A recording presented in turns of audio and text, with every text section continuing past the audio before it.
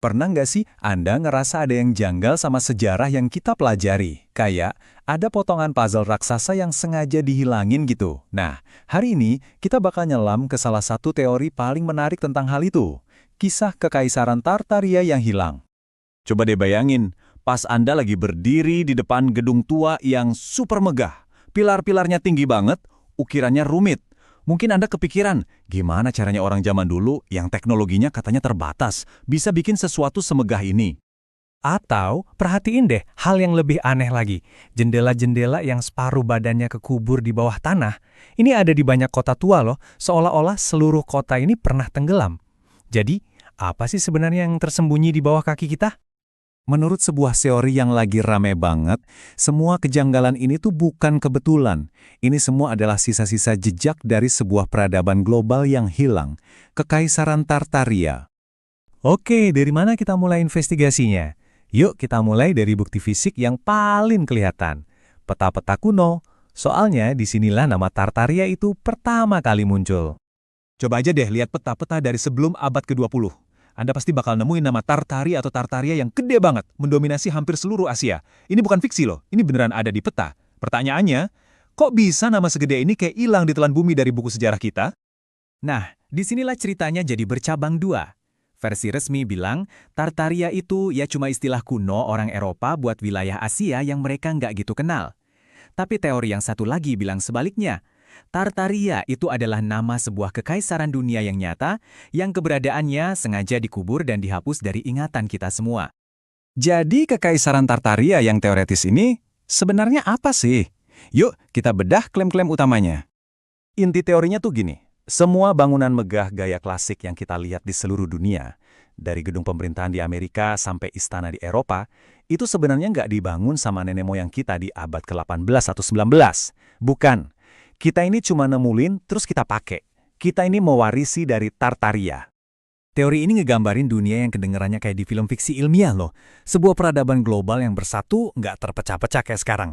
Mereka punya teknologi super canggih, bahkan katanya punya energi gratis dari atmosfer. Dan buat ngejelasin kenapa bangunan mereka gede-gede banget, beberapa teori bahkan bilang, ya karena mereka itu bangsa raksasa. Para pendukung teori ini percaya banget kalau bukti keberadaan Tartaria itu ada di mana-mana. Asal kita tahu aja harus lihat kemana. Kutipan ini benar-benar ngubah cara kita mandang kota tempat kita tinggal. Idenya bukan lagi, wah kita hebat ya bisa bangun ini, tapi lebih ke, kita nemuin ini. Kita ini kayak cuma numpang tinggal di reruntuhan peradaban yang jauh lebih maju dari kita. Dan bukti itu katanya ada di mana-mana. Coba perhatiin benteng-benteng bintang dengan geometri yang sempurna di seluruh dunia. Atau panti-panti asuhan raksasa yang tiba-tiba muncul entah dari mana. Puncaknya, bangunan-bangunan pameran dunia. Struktur megah yang katanya dibangun cuma buat beberapa bulan, terus dihancurin. Aneh kan? Teorinya bilang, mereka nggak bangun itu. Mereka cuma nemuin, terus ngaku-ngaku bikin. Terus gimana caranya peradaban sedunia bisa lenyap? Nah, teorinya punya skenario penutupan sejarah dalam 4 langkah. Pertama, ada bencana dahsyat yang ngubur kota-kota Tartaria. Terus penguasa baru datang, mereka gali bagian atasnya aja, dan kemudian mereka tulis ulang semua buku sejarah, terus ngaku deh arsitektur megah itu karya mereka sendiri. Nah, ngomongin bencana besar tadi, ini adalah elemen kunci dari keseluruhan cerita. Banjir lumpur besar. Jadi, apa dong penjelasan buat jendela-jendela aneh yang setengahnya kekubur itu? Menurut teori ini, itu bukan rubanah atau basement. Itu lantai 1. Sebuah bencana global yang disebut banjir lumpur katanya udah ngubur kota-kota Tartaria di seluruh dunia. Dan cuma nyesain puncak-puncaknya aja. Kapan riset ini kejadian? Banyak yang nunjuk ke awal abad ke-19. Periode itu kan emang lagi kacau-kacaunya. Ada perang Napoleon, ada letusan gunung berapi raksasa yang bikin tahun tanpa musim panas.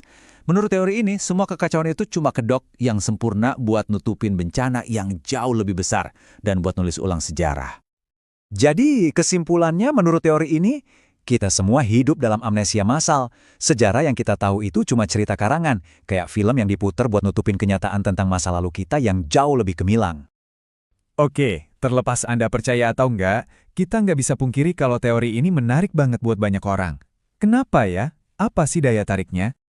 Daya tarik utamanya adalah karena teori ini kayak kunci jawaban buat semua misteri sekaligus. Bangunan aneh? Ada jawabannya. Peta kuno? Juga ada. Teori ini juga pas banget buat mereka yang udah nggak percaya lagi sama narasi resmi dan kangen sama masa lalu yang lebih heroik. Sebuah zaman keemasan yang seolah-olah direbut dari kita. Mungkin ya, pada akhirnya, kisah Tartaria ini bukan soal masa lalu, tapi soal masa kini. Ini adalah cerminan dari rasa kangen kita akan dunia yang lebih magis. Sebuah harapan bahwa di balik semua sejarah yang kelam, dulu pernah ada sesuatu yang indah. Dan mungkin, suatu saat nanti, kita bisa nemuin itu lagi. Dan ini ninggalin kita dengan satu pertanyaan. Ratusan tahun dari sekarang, waktu peradaban di masa depan nemuin sisa-sisa dunia kita, gedung pencakar langit yang udah hancur, dan jejak digital kita yang membingungkan, kira-kira cerita apa ya yang bakal mereka buat tentang kita? Legenda apa yang bakal lahir dari reruntuhan zaman kita ini? Terima kasih telah menyimak penjelajahan kali ini.